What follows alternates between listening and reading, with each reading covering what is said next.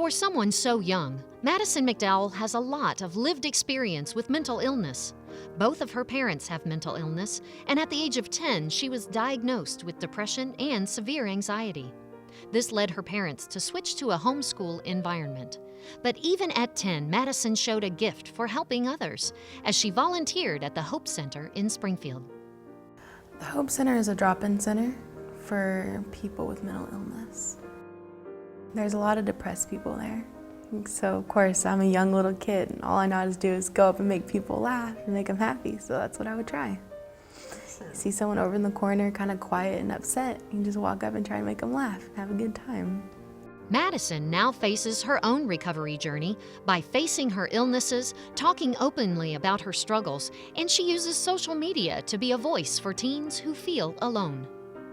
I do a lot of stuff over social media, like over Facebook. I see that some people are depressed and I message them and just try to get them through it. Actually, my best friend, the first time she came over here, she was in tears talking about being depressed. She goes above and beyond. I mean, here's a 14-year-old girl with severe anxiety who approaches people that she sees on Facebook, for instance, that is having an issue. She will approach them and say, hey, you're not alone. So even though she's got severe anxiety and it causes her troubles to do these things, she does it because it's needed. You know, she's definitely a mental health champion in that she puts herself out there every day for people that she doesn't even know.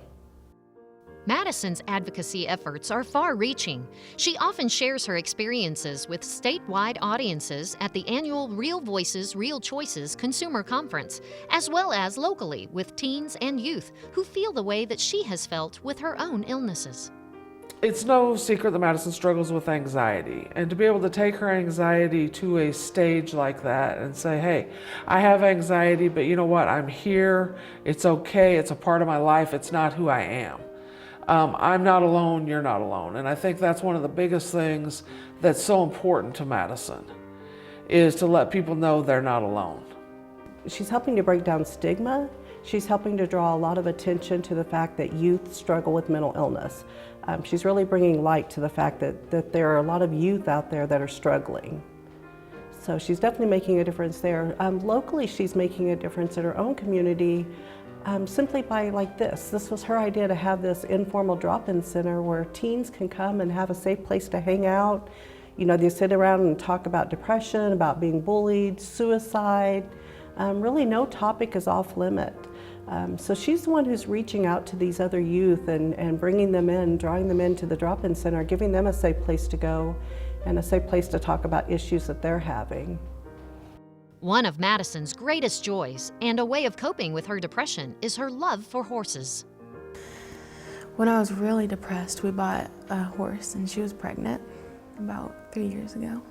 And she had her baby, and I worked with her baby since day one, raised her up. She's 3 years old. I trained her hands-on every single day, and that helped me a lot. Like, I came out of my depression fast after I got a horse. I had someone to talk to that couldn't run off and tell everyone my secrets.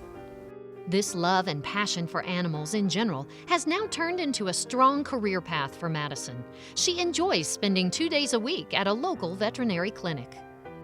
I volunteer at Whetstone Vet Clinic 2 days a week, Tuesdays and Fridays. And I go in and I work cows all day, pretty much, and I work horses, and I assist with surgeries. It helps me a lot.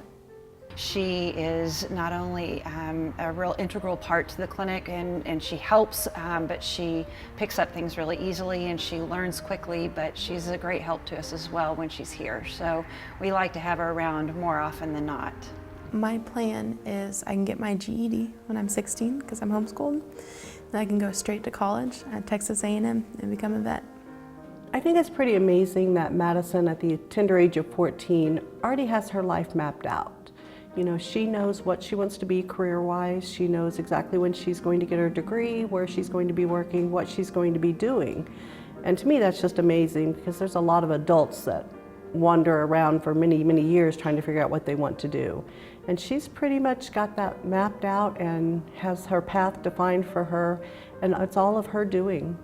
Madison is described as a go-getter and very mature about her recovery, well beyond her years. Maddie works really hard to stay active in her own treatment, to know about medications, to know she chooses whether or not she wants to take medications. She uses coping skills. She's constantly active in her seeking of coping skills.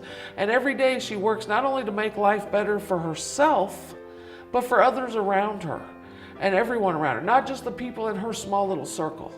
You know, statewide, she's constantly thinking about other youth. What do other youth need? What can we do in schools?